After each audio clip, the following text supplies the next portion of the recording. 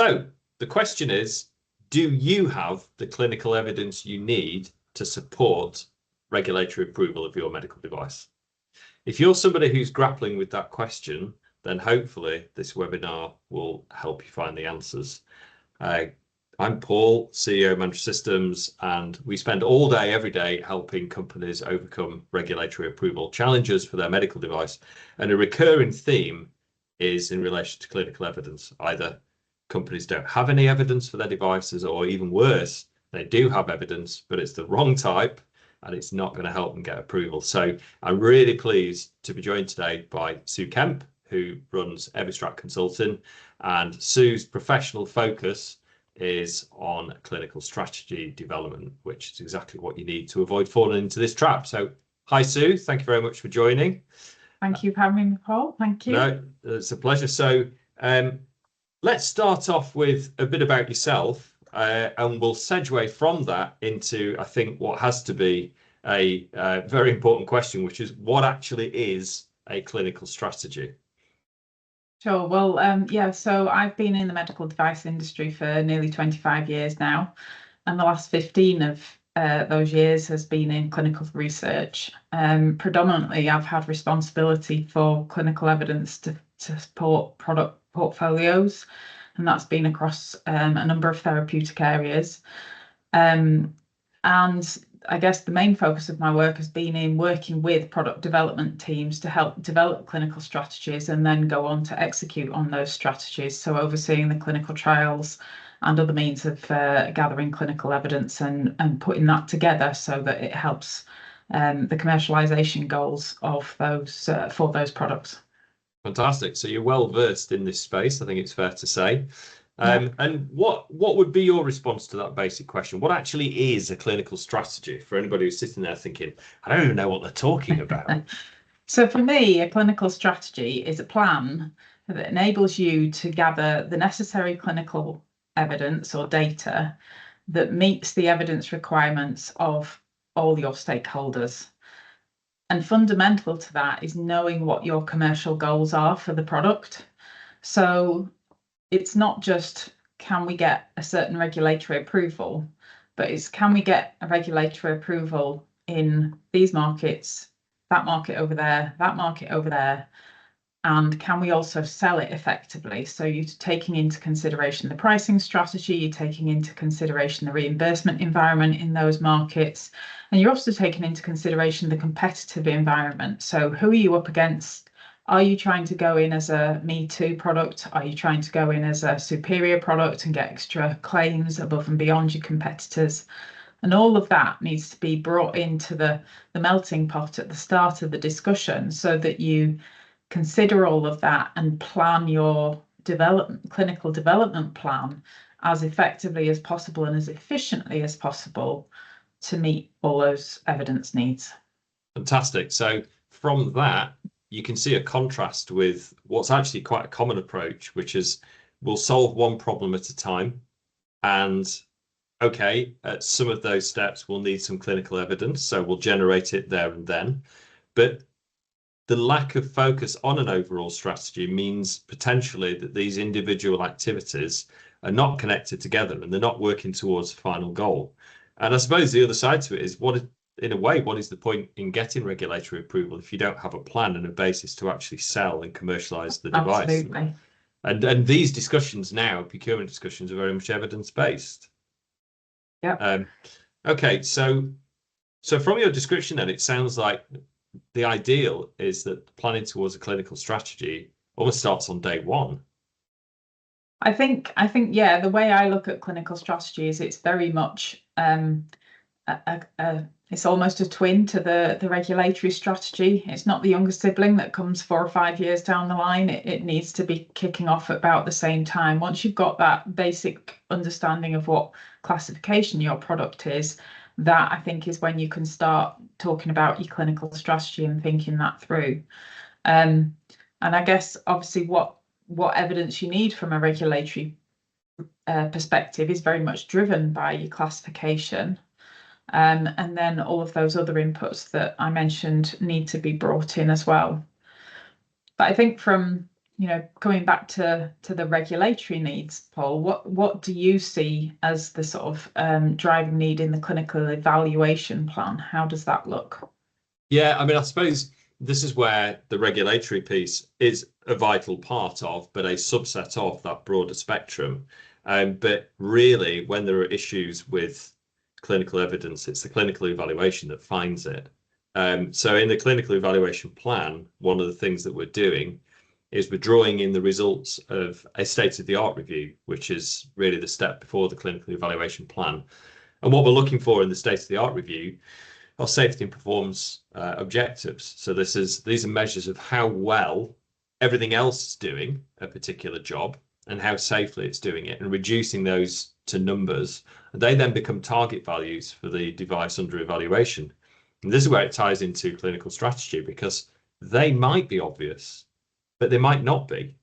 Yeah. And there might be parameters that haven't been considered. And then this is where the nightmare scenario comes in. We sometimes do work with companies that have spent a lot of money on clinical evidence generation, but they haven't considered these objectives. And so they've got loads of clinical data, but can only use part of it.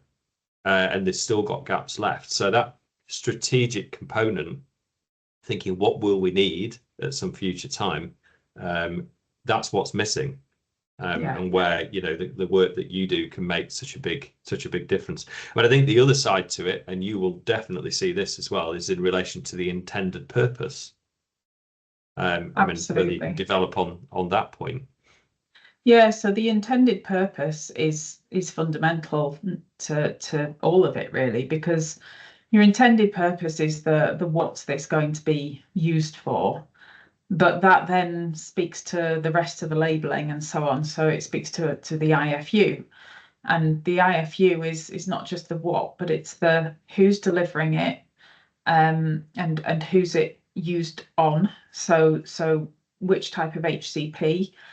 Do you have to have a certain skill set to be able to use it, and qualification? Or is it actually a self-administered by the patient? So you've got the whole span there of who could be using it, and that's determined there. But it's determined in the IFU, but that also then impacts on your clinical strategy. Where are you collecting that data, and what's the environment, and who is involved in those in that clinical evidence generation? Similarly, the care setting. So it may be self-administered, but the patients that you're targeting may typically be in a care home situation or a rehab centre, or actually they may be home-based and out in the community. So again, your clinical evidence generation is going to be not necessarily a hospital-based trial, and therefore you have to consider that. And I think the other thing that a lot of problems maybe come up against, if people don't think about who is the target population in terms of age group and demographic, because you then, if there is a clinical reason why the impact of your product could be different between demographics, you then have to justify and have evidence to support use in all of those demographics. Now, some products, it may be exactly the same across all, and you can make that justification. But quite often for paediatrics, you may have to generate that data separate to be able to support that it is safe and effective within that population as well as in an adult population. So that's an important consideration to define in that intended purpose and IFU structure. Yeah, no, that's another example of how all this fits together, because when a good proportion of the work that we do at Mantra Systems is in relation to clinical evaluation, and a big subset of that is when companies have had an unsuccessful submission already, either self-done or they've been elsewhere, and then they need help with resubmission support. And they can be surprised sometimes when we advise, actually, you might want to restrict your intended purpose a bit, or you might want to remove reference to a particular demographic because you just don't have the data to support safety and performance yet. And that's something that can be obtained. But but it's unfortunate having to do it at that stage. It's far better to take things from the beginning and think, okay, what is it that we want to achieve and why? And it's not necessary for a device to conquer the world. You know, having a measured approach, which is a balance between commercial objectives and the reality of generating evidence to support it and getting approval for it. You can think of Absolutely, a and that, spectrum of any width, and the answer might be in the middle somewhere. yeah, and that does go back, like you say, to those commercial goals, Yeah. because if the pediatric population is, well, it could be used, but it's a very, very small minority. Like you say, don't go for them in the first instance. Leave that out in the first instance, maybe, and then get your data in a larger population, get established in the more typical use population, and then you've got the bandwidth, hopefully, and some finance behind you to be able to then invest in bringing on the pediatrics, so that yes, we're giving access to all, but it's more commercially viable and therefore more likely to ultimately be successful in reaching all those patients who can benefit. Yeah, absolutely. Okay, so that's important. Let's make it real for people who are listening and thinking, okay, this does sound like it makes sense. I think having an evidence strategy, a clinical strategy from the beginning or close to the beginning, obviously is now sounding like a very good idea. But what do people actually do? How do we develop a strategy? What's the process that you adopt when you work with companies to ensure that this has been thought through properly from the beginning? So I would start off with a workshop, probably, to gather as much information together of all the things that we've spoken about. So some of those sort of labeling questions, what's the intended use, what are your indications, all that kind of thing. But then the commercial side and the competitor space, and it would be establish as much knowledge as you have currently and make sure the questions that are still unknowns are understood, and then agree a plan of how much of those gaps need to be filled now and how much ambiguity we can work with to start mapping out a plan, so that you've at least got an idea of, are we talking about a 5-year clinical study, because that's the clinical outcome parameters that are expected for this particular indication, or are we talking about just a feasibility study, which then leads into a more confirmatory study? Just, mapping out the building blocks of what that evidence plan might look like, but also including within that, what's your PMCF plan going to look like? Because we have to remember, a clinical development plan doesn't stop when you get your approval.